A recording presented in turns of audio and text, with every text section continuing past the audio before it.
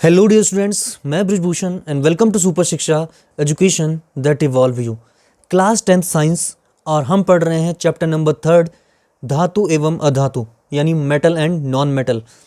दो पार्ट अभी इस चैप्टर के हम पढ़ चुके हैं दो वीडियोस में, जिसमें हमने क्या पढ़ा। हमने पढ़ा धातुओं के बारे में, इंट्रोडक्शन पढ़ा था, धातुओं के भौतिक गुणों यानी फिजिकल प्रॉपर्टीज़ को पढ़ा था, और उसके बाद हमने पढ़ा था धातुओं के रासायनिक गुण। आज के वीडियो लेक्चर में हम पढ़ने वाले हैं कि धातु और अधातु आपस में क्रिया कैसे करते हैं।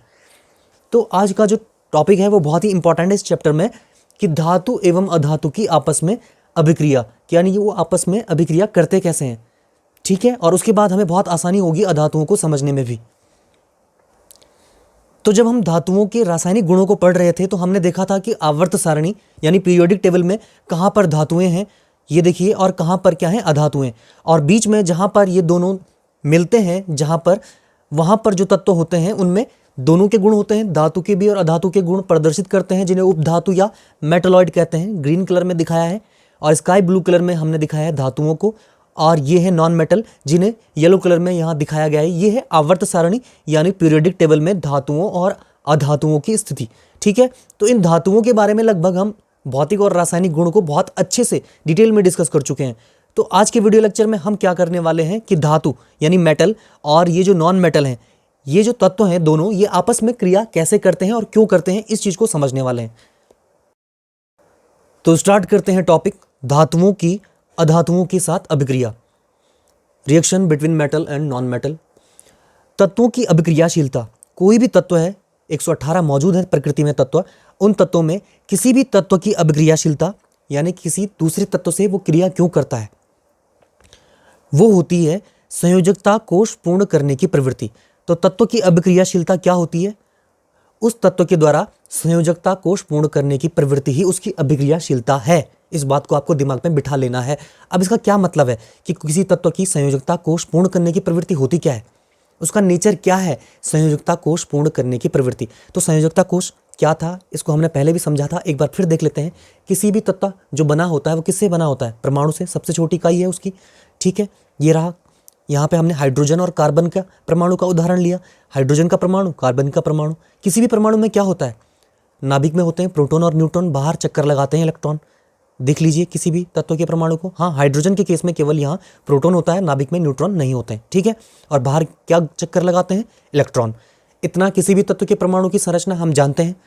अब जो सबसे बाहर वाला कोश होता है, यहाँ पर ये पहला कोश ही सबसे बाहर वाला है, और यहाँ पर ये दूसरा कोश क्या है? सबसे बाहर वाला है। तो वो जो सबसे बाहर वाला कोश होता है उसको कहा जाता है संयोजकता कोश, क्योंकि उसी कोश से, सबसे बाहरी कक्षक से ही कोई भी तत्व का परमाणु इलेक्ट्रॉन को देता है या इलेक्ट्रॉन उस कोश में ग्रहण करता है, अंदर वाले से नहीं। तो उसको हम क्या कह देते हैं? संयोजकता कोश। जिस कोश के कारण कोई भी तत्व परमाणु को ले रहा है या दे रहा है, तो बाहर वाला क्या हो जाएगा? संयोजकता कोश। अब उसको पूर्ण करने का मतलब क्या है?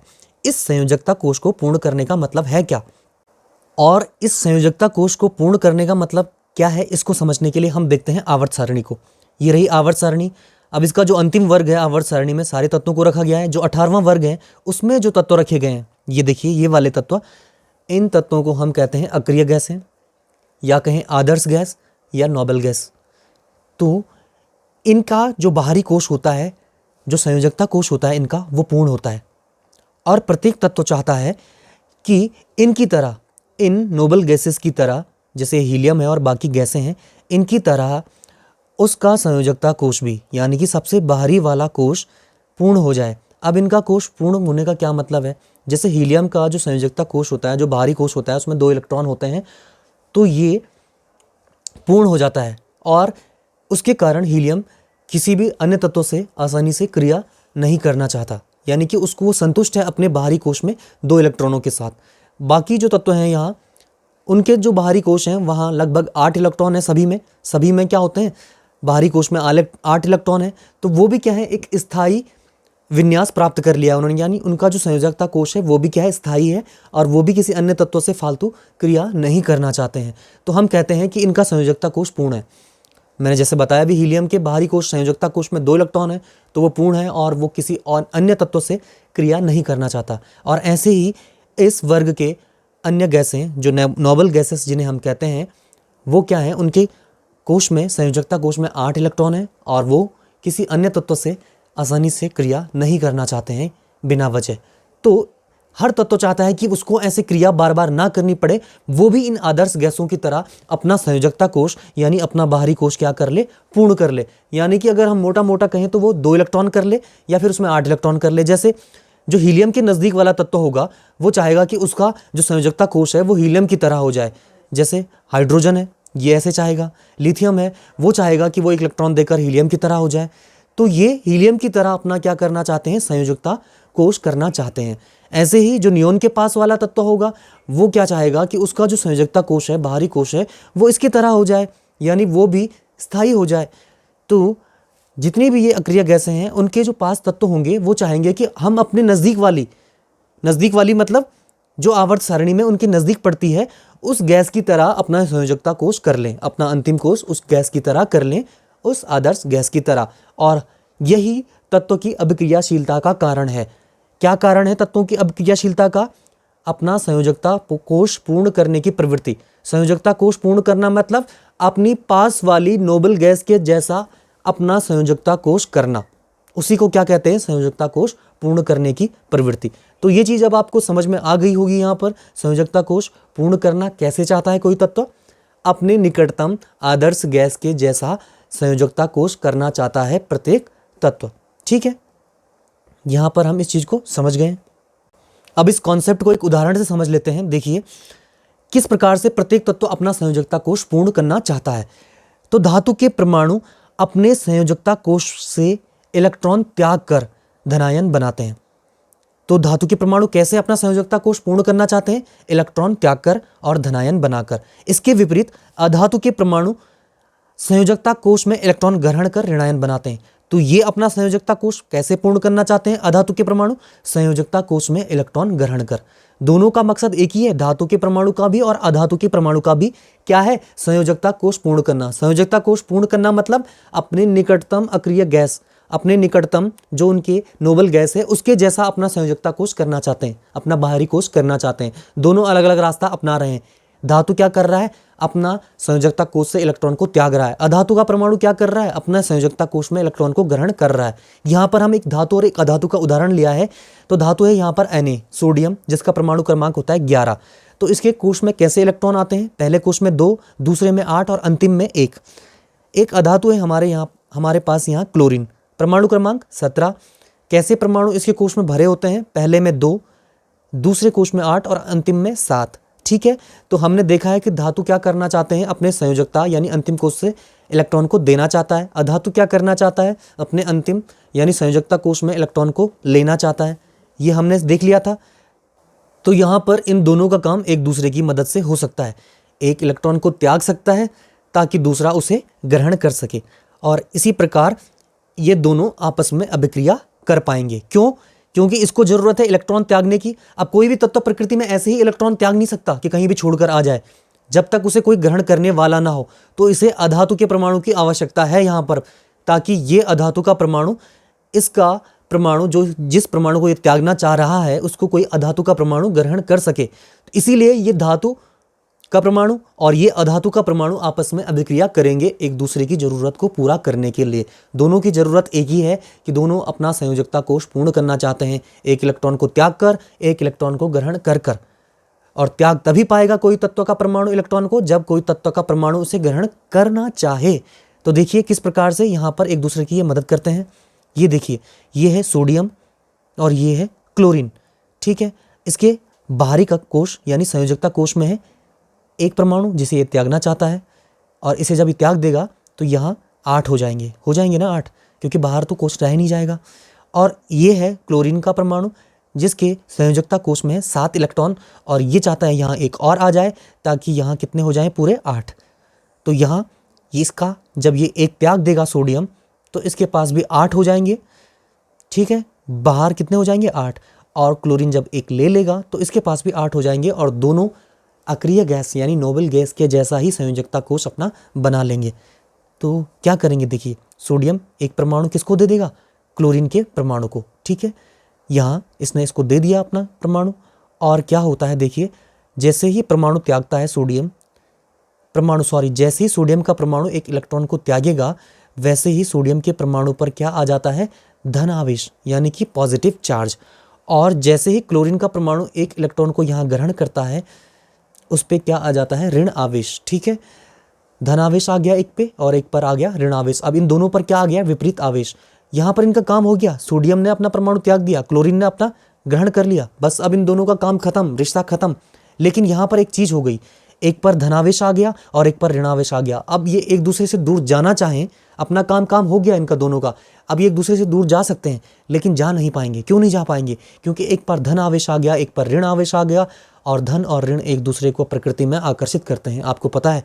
अब ये क्या होगा कि सोडियम का परमाणु और क्लोरीन का परमाणु आपस में आकर्षित होंगे इस धन और ऋण आवेश के कारण, और एक दूसरे से दूर नहीं जा पाएंगे, और इस प्रकार बन जाएगा NaCl का अणु। अब इस धन आवेश वाले सोडियम के परमाणु को और इस ऋण आवेश वाले क्लोरीन के परमाणु को हमेशा साथ में रहना पड़ेगा, सोडियम क्लोराइड का अणु बनाकर। अब ये दोनों परमाणु अलग अलग नहीं रह सकते, सोडियम का परमाणु और क्लोरीन का परमाणु अब मिल गए हैं और इन्होंने बना दिया एक सोडियम क्लोराइड यानी साधारण नमक का एक अणु। तो इस प्रकार से ये एक अणु बनता है सोडियम और क्लोराइड का, जब एक धातु के परमाणु और एक अधातु के परमाणु में क्रिया होती है, बीच अभिक्रिया होती है दोनों की। क्यों होती है अभिक्रिया, इलेक्ट्रॉनों के देने और लेने के कारण। इलेक्ट्रॉनों का देना और लेना क्यों होता है, संयोजकता कोश को पूर्ण करना चाहते हैं दोनों के दोनों। लेकिन जैसे ही ये काम होता है लेने देने का, तो एक पे धन आवेश आ गया, एक पे ऋण आवेश आ गया, और अब इनको साथ में रहना पड़ेगा। अब ये दोनों अलग अलग परमाणु न रहकर अब एक अणु का रूप ले लेते हैं, और वो अणु किसका होता है, सोडियम क्लोराइड का यानी साधारण नमक का। तो अब आप समझ गए कि किस प्रकार से एक धातु और अधातु का परमाणु की आपस में अभिक्रिया होती है, और किस प्रकार से एक यौगिक का अणु बन गया। यहाँ कौन सा यौगिक है, एक लवण है NaCl, तो उसका अणु बन गया। इतनी चीज आपको समझ में आ गई होगी। आगे देखते हैं। तो मैंने धातु और अधातु की आपस में यानी Na और Cl आपस में किस प्रकार से जुड़ते हैं, इलेक्ट्रॉन देते और लेते हैं, बहुत आसानी से और बहुत ही क्लियर तरीके से समझा दिया है। फिर भी कुछ बच्चों को इसमें हमेशा कन्फ्यूजन बना रहता है, और इसके लिए मैंने सोचा कि क्यों ना एक बहुत ही बेहतरीन एनिमेशन बनाया जाए, जिससे बच्चों को ये हमेशा के लिए डाउट क्लियर हो जाए कि किस प्रकार से इनके बीच इलेक्ट्रॉनों का लेन देन होता है। ठीक है, तो बहुत ध्यान से देखिए और समझिए इस चीज़ को। ठीक है, आपको बहुत ही मज़ा आने वाला है इस एनिमेशन को देखने में। तो पहले हम दोनों तत्वों के परमाणु को बना लेते हैं। ये रहा सोडियम का परमाणु। सबसे पहले होता है अंदर नाभिक, जिसमें होता है न्यूट्रॉन और प्रोटॉन, ये लिखा हुआ है। इसके बाद इसमें कक्षाएं होती हैं। ये है पहली कक्षा। पहली कक्षा में कितने इलेक्ट्रॉन भरे हैं, 2 भर लेते हैं, ये रहे 2। फिर आती है दूसरी कक्षा। दूसरी कक्षा में कितने इलेक्ट्रॉन होते हैं, 8, ये रहे 8 इलेक्ट्रॉन, और ये भर दिए हमने दूसरी कक्षा में 8 इलेक्ट्रॉन। ठीक है, ये भी इस प्रकार से इलेक्ट्रॉन चक्कर लगाते रहेंगे। देखिए कितने बेहतर तरीके से आपको समझ में आ रहा है। और फिर होती है अंतिम कक्षा, जिसमें होता है 1 इलेक्ट्रॉन। तो ये है अंतिम कक्षा, जिसमें घूम रहा है 1 इलेक्ट्रॉन, इस प्रकार से। ठीक है, तो ये रहा सोडियम का परमाणु। अब इसको अपने इस बाहर वाले कोश में, ये जो 1 इलेक्ट्रॉन घूम रहा है, यहाँ इसको कितने चाहिए, 8। तो ये यहाँ 7 लाकर 8 तो कर नहीं सकता, तो ये क्या करेगा, इस वाले को दे देगा, बाहर वाले को, और तब उसका ये कक्षा ही खत्म, ये कोश ही खत्म हो जाएगा। ठीक है, आगे देखते हैं। पहले हम बना लेते हैं अब किसका परमाणु, क्लोरीन का। ये रहा नाभिक, जिसमें होते हैं न्यूट्रॉन और प्रोटॉन। फिर उसके बाहर पहला कक्षक, जिसमें घूम रहे होंगे 2 इलेक्ट्रॉन, ये रहे जी 2 इलेक्ट्रॉन घूम रहे हैं। उसके बाद अगला कक्षक है दूसरा, जिसमें 8 इलेक्ट्रॉन घूम रहे होंगे, ये है दूसरा कक्षक, ये रहे 8 इलेक्ट्रॉन, और ये मजे से घूम रहे हैं। और उसके बाद इसका जो लास्ट संयोजकता कोश होता है, उसमें कितने घूमते हैं, 7। तो ये है उसका लास्ट संयोजकता कोश, जिसमें घूम रहे हैं ये 7 इलेक्ट्रॉन। अब दोनों के परमाणु हम देख रहे हैं।